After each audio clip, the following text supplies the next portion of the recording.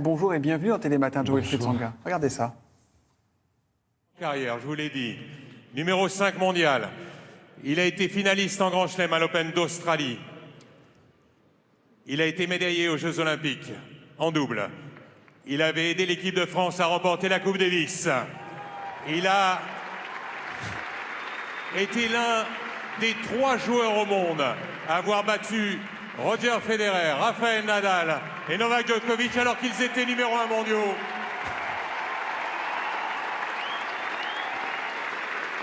Il a été l'un des 3 joueurs au monde à avoir battu Novak Djokovic, Rafael Nadal, Andy Murray et Roger Federer en Grand Chelem.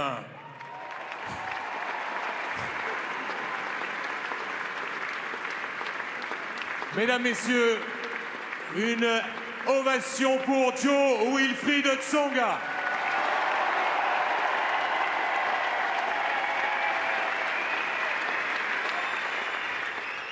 Quel palmarès, Joe Wilfried Tsonga. Ça valait bien le coup qu'on prenne quelques secondes pour écouter. C'était mardi dernier sur le Central, sur le Philippe Chatrier. Votre dernier match, une cérémonie d'une émotion rare. Elle a été vraie, elle a été généreuse, elle a été partagée. Est-ce que vous vous doutiez que le public français, que le public vous aimait tellement ? C'est vrai que j'ai eu j'ai eu la chance d'avoir pas mal de fois cet accueil, cet amour. C'est vrai que ça a toujours été un peu particulier pour moi. Moi, à chaque fois que je rentrais sur le cours Philippe Chatrier, c'était vraiment concentré pour essayer de faire mon job, essayer d'être le plus performant possible sur le terrain. Et voilà, et il faut croire que ça a plu. Et j'en suis le premier ravi, évidemment. Et en tout cas, ils m'ont fait vivre des moments incroyables sur ce cours. Et c'était top. Qu'est-ce que vous avez ressenti dans les minutes qui ont suivi, quand vous vous êtes retrouvé dans le vestiaire, seul face à vous-même ? Qu'est-ce que vous vous êtes dit ? Là, c'était fini, c'était la retraite. Pour être honnête, je ne suis pas encore vraiment redescendu. Depuis, j'ai été pas mal sollicité. Ouais. Je crois que je vais avoir le temps vraiment de redescendre quand je vais rentrer à la maison, quand je vais être en famille avec mes petits gars. Et que je vais pouvoir me dire demain il n'y a pas entraînement, demain il n'y a pas match, il n'y a rien. Je pense que je vais retomber à ce moment-là. Ça vous fait peur ou pas ? Et une peur du vide ? Certains parlent de la petite mort du sportif. Non, j'ai pas vraiment peur du vide. Évidemment que j'ai conscience qu'il va manquer quelque chose là, sur les prochains mois.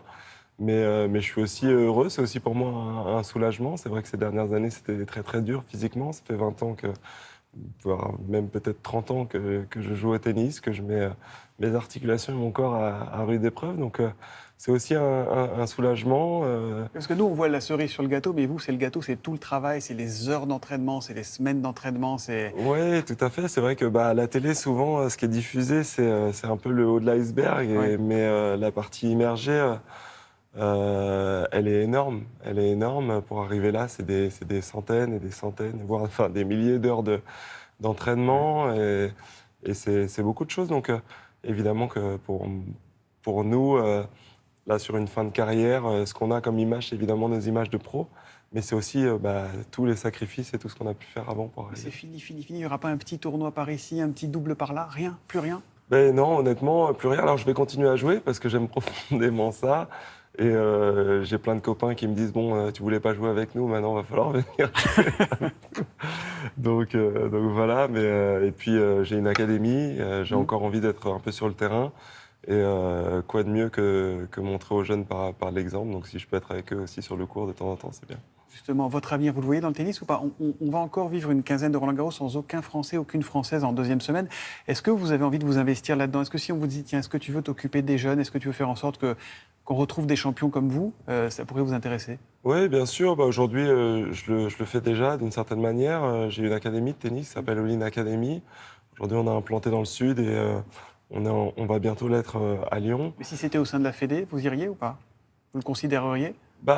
Aujourd'hui, moi, j'ai décidé d'une certaine manière de faire les choses un peu à ma manière. C'est vrai qu'en tant que joueur de tennis, j'ai toujours été très indépendant.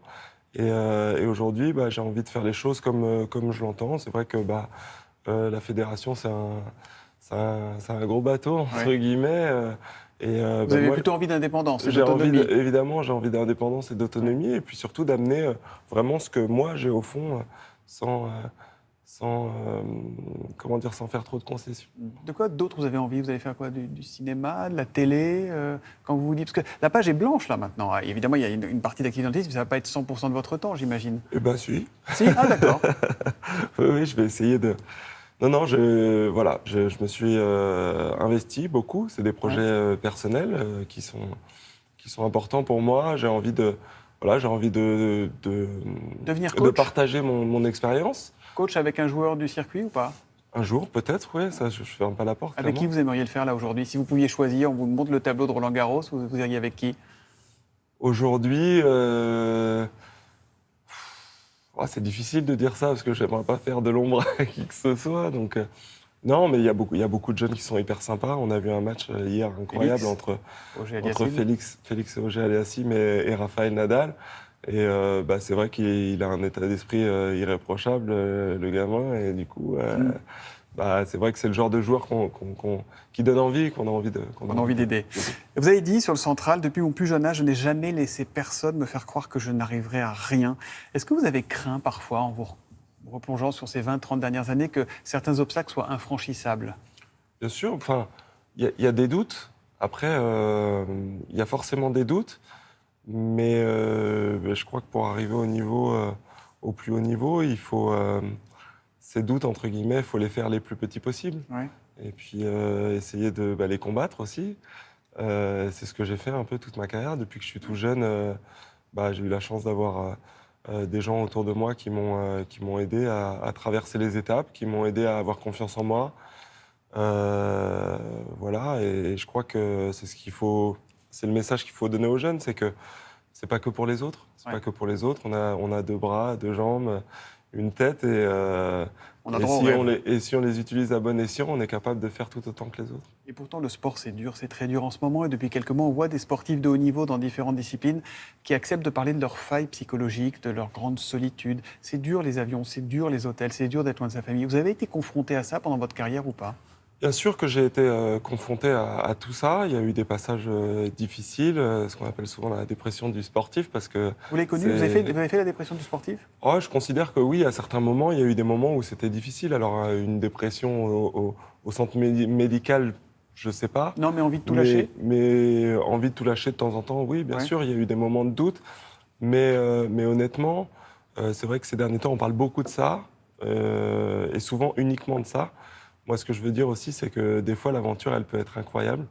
C'est une aventure humaine qui est exceptionnelle. Et les aventures humaines, elles sont faites évidemment de choses négatives et positives. Et pour que ce soit top, il faut qu'il y ait évidemment les deux. Et moi, j'ai vécu ça. Moi, j'ai vécu, franchement, 20, 25 ans, 30 ans de pur bonheur malgré tout. Et ça aussi, c'est important de le dire. Ce dernier match contre Casper Ruud, il résume votre carrière. Vous avez super bien joué, vous êtes au bord de l'accrocher, c'est le numéro 8 mondial. Et puis, il y a le corps qui lâche, il y a la blessure. Moi, je vous ai vu pas mal de fois à Roland-Garros sur le court. Et puis, j'ai entendu le public, qui n'est pas toujours aussi facile que quand on fait ses adieux, qui se moquait de vous, qui dit vas-y, Joe, prends un Kinder Bueno, parce que vous avez fait cette pub pour... Ça vous touchait, ça? Ou quand on est vraiment sur le court, on ne l'entend pas et on est hermétique à ça? Bon, pour moi, ça, c'est plus de l'humour que réellement se moquer. Voilà, c'est vrai que dans toutes nos actions, des fois, il y a des choses qui fitent parfaitement. J'ai fité parfaitement avec la marque. Voilà, mais non, moi, je le prenais assez positivement. Ça, il y a pas de souci. Et puis surtout, ils m'ont aidé à construire ma carrière, à être capable de faire de grandes choses. Donc non, moi aujourd'hui, évidemment que le fait d'être raillé de temps en temps, c'était dur, surtout quand on est jeune et pas préparé, qu'on connaît pas bien.